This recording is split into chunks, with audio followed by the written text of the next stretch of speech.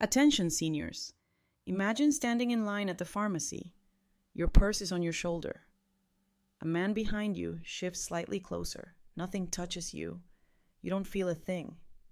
But 3 days later, $42 is gone from your checking account, and you have no idea why. That's exactly what happened to my client, Mrs. Ellis, 79. She thought she must have accidentally tapped something. But I checked the timestamps, the receipts, the route she took that day, and I knew she'd been ghost tapped. This isn't just a scam, it's a silent theft. And it targets older adults because you carry your cards where they're easier to reach. Because you don't check your banking app every night. Because they hope you'll doubt yourself before you doubt them. As a lawyer, I've worked on fraud cases for nearly 2 decades. But this one? It scares me most because it's nearly invisible. No card stolen, no password guessed, no alert triggered, just a moment of closeness, and the money's gone. That's why today I'm walking you through this step by step, how ghost tapping works, why your bank might not refund you, what you can do legally, and the simple habits that can block it completely. And stay with me until the end. I'll show you one free item you can use today to shut this scam down for good. If you've ever had a strange charge on your debit card or just felt uneasy after using Tap to Pay, leave a comment below. You're not alone. Your story might help another woman pause and protect herself in time. Now let's begin with how this scam works in under 3 seconds and why most victims never see it coming. 1. How the ghost tap trick works. Mildred, 82, was standing at the checkout line in her neighborhood pharmacy. Her handbag hung over her shoulder, just like always. A man behind her stepped a little closer, too close, but she didn't say anything. She just wanted to finish her errand and get home. Days later, she noticed 2 small charges, $38 and $47. She hadn't made either of them, and her bank said the card had been present during both. But it never left her purse. This is the ghost tap, and it's one of the most unsettling scams I've ever seen because it uses something designed to make life easier, tap to pay, and turns it against you. Most debit cards today use something called NFC, near field communication. That's what lets you tap your card at the grocery store without inserting it or entering a PIN. But that signal, it's always on. Even when your card's tucked in your purse or pocket, it's quietly broadcasting, waiting for a payment reader to talk to it. And criminals? They're listening. All they need is a portable card reader, the same kind delivery drivers use. They hide it in a coat pocket or shopping bag. Then they brush by you in line or on a crowded bus. If they're within 1-2 inches of your card, the transaction can go through instantly. No beep, no vibration, no alert. And they keep the charges small, under $100, so your bank's fraud systems don't flag it. I've worked with dozens of clients on fraud recovery, but this one hurts more. Why? Because it preys on trust, routine, and silence. Women like Mildred are targeted because they carry their bags close, avoid confrontation, and don't want to make a fuss when someone gets too near. As a lawyer, I want you to hear this clearly. If your card is used without your knowledge or consent, even through tap, that's fraud. But proving it can be difficult without fast reporting and documentation. That's why the first defense is awareness. So I ask you, have you ever had a charge that didn't quite make sense, but you let it go? Leave a comment. Sharing might help someone else realize they're not imagining things. Coming up next, why seniors, especially women over 60, are being chosen for this scam, and how you can quietly break the pattern before they strike again. 2. Why seniors are prime ghost tap targets. You're waiting at the pharmacy line, quietly focused on your shopping list, and suddenly someone stands uncomfortably close behind you. You don't think much of it, but to a ghost tapper, that small closeness is enough to swipe your card silently. That is precisely why many seniors are targeted. You carry your purse or wallet conveniently, looped over your arm or placed in an open bag because you've lived thousands of days knowing trust and routine. But that familiar habit gives scammers the perfect opportunity. Take my client, Alma, 75. She always kept her wallet in the outside pocket of her tote bag. One evening after church, she discovered several $40 charges. She hadn't used her card all day. The bank said the card was still present, and they couldn't reverse those payments easily. It felt deeply violating, not just financially, but emotionally. This scam works precisely because it preys on gentleness. Older women are polite, avoid confrontation, and often assume a stranger's closeness is harmless because it usually is. Criminals know this. They also know that many seniors don't glance at their account multiple times a day. By the time the account is checked, small ghost taps have already done their damage. As a lawyer, I've guided many seniors from fear back to confidence. I often say, it's not that you're careless, it's that someone didn't warn you. And now you're waking up to a risk you didn't create. Here's a distressing fact. According to Consumer Reports, 35% of tap-to-pay fraud victims didn't realize anything was wrong for at least 5 days, and many were seniors. That delay can cost you hundreds and cost trust. So, if you or someone you know has had a stranger brush too close to their purse or noticed a charge you don't recall, drop a quick comment. You might help someone else recognize the pattern before it becomes a problem. Now that we understand why seniors are selected targets, let's move gently into how banks handle these invisible charges and why that might not always help you. 3. Legal roadblocks. Why banks may not immediately refund. You check your bank account 3 days after the unexpected charges, hoping for a resolution. Instead, you're told, "We see a tap. You were present in the store. This was an authorized transaction." Your heart sinks. But legally, from the bank's viewpoint, your card was active and the NFC communication appeared valid. That's exactly what happened to Mrs. Huyn, 82. She called me in tears after her bank refused to refund a $45 ghost tap charge, explaining it appeared to be a valid, contactless payment. She felt trapped, misunderstood, even disbelieved. Here's the hard truth. Ghost taps occur within the technology's design. The bank algorithm sees a tap request, it's approved, money is transferred, there's no forced PIN entry, no breach to PIN as fraud. Legally, that complicates things because the transaction technically matches what the system was created to accept. As a lawyer, I've navigated this territory carefully. I've helped clients piece together investigations with timestamps, receipts, and asset statements, watching banks sometimes reverse charges when the pattern becomes clear. But it takes detail, it takes documentation, and it takes prompt action. That's why consumer protection laws require you to report suspicious activity immediately, often within 24 to 48 hours, to preserve your rights under Regulation E. If days pass, your claim becomes weaker, even if the theft was not your fault. One small change, checking your statement daily, can make a world of difference. You can do this too. One quick glance could stop the thief in their tracks.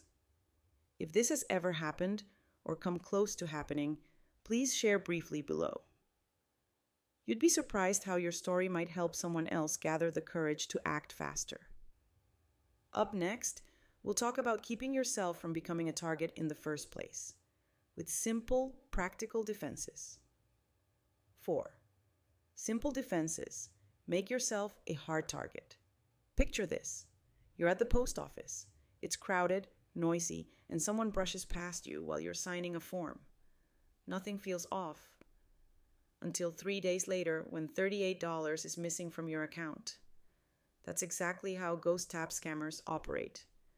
They rely on distraction, on routine, on your card being just one tap away. But here's the truth I've seen over and over again in my legal work. The people who build tiny habits to protect themselves are the ones scammers skip.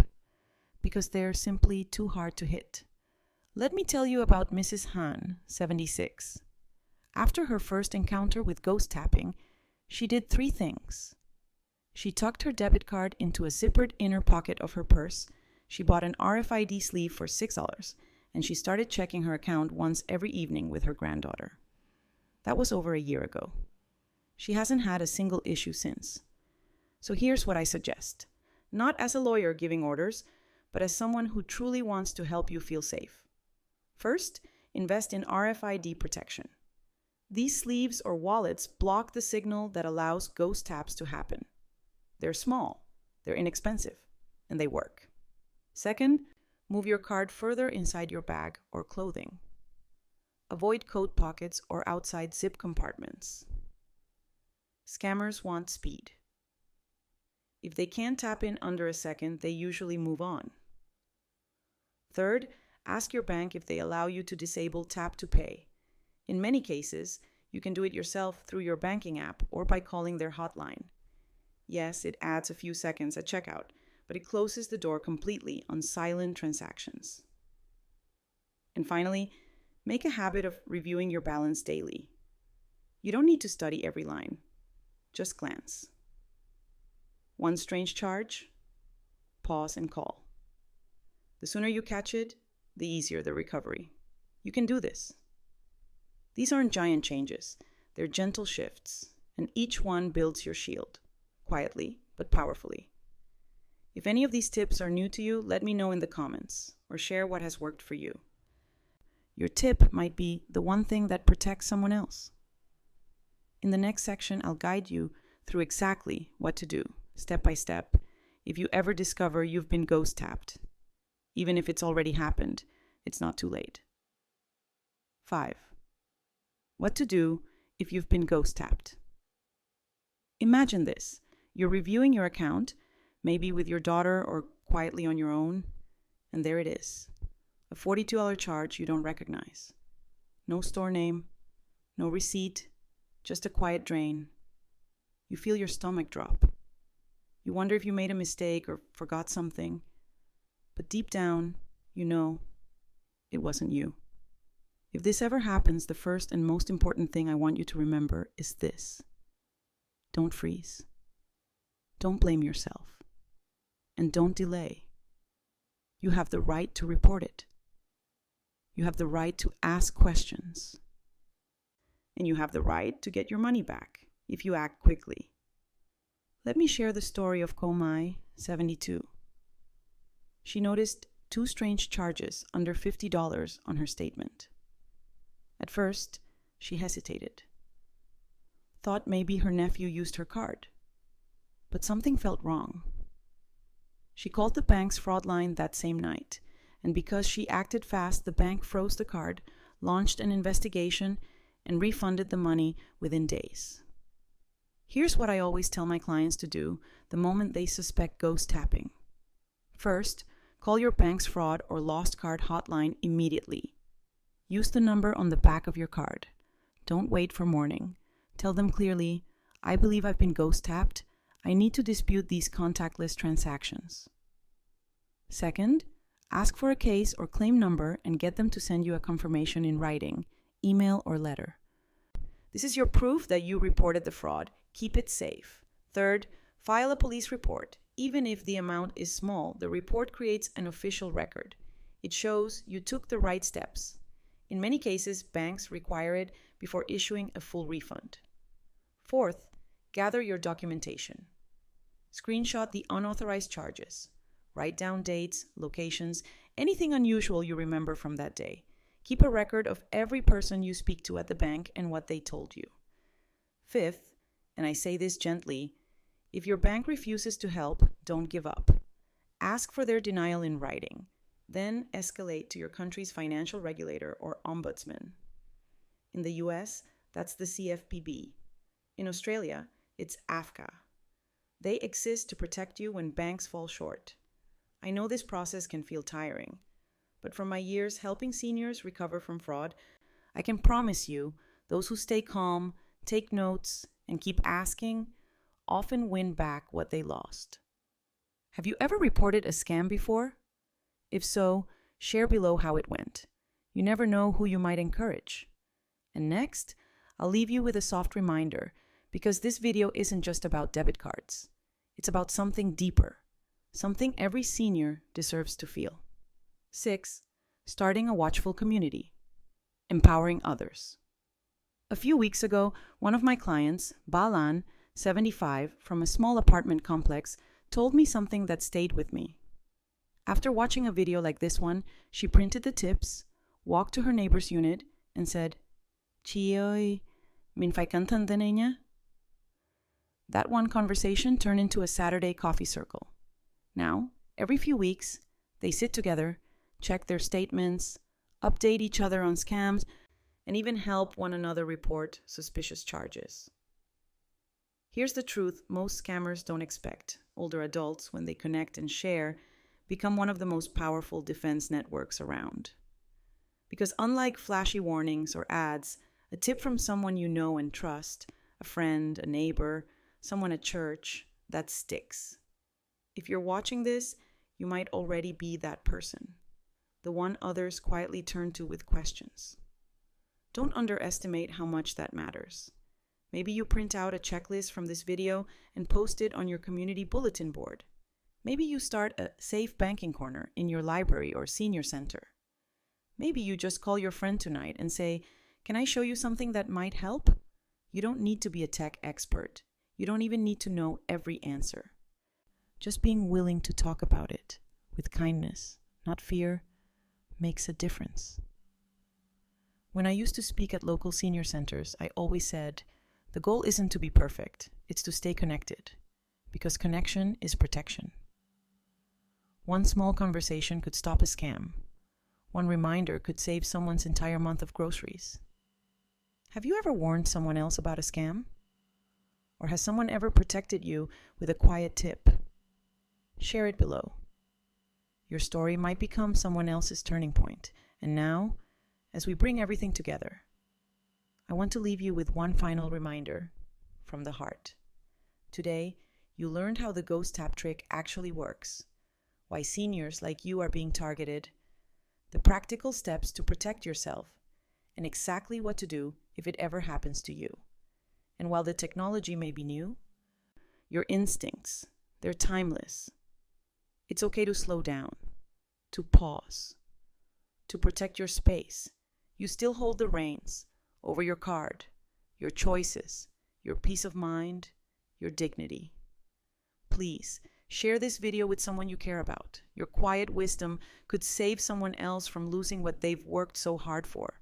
And in the comments, tell us, what smart habit will you start today? I'm not just a lawyer, I'm someone who believes your money and your peace deserve protection, always.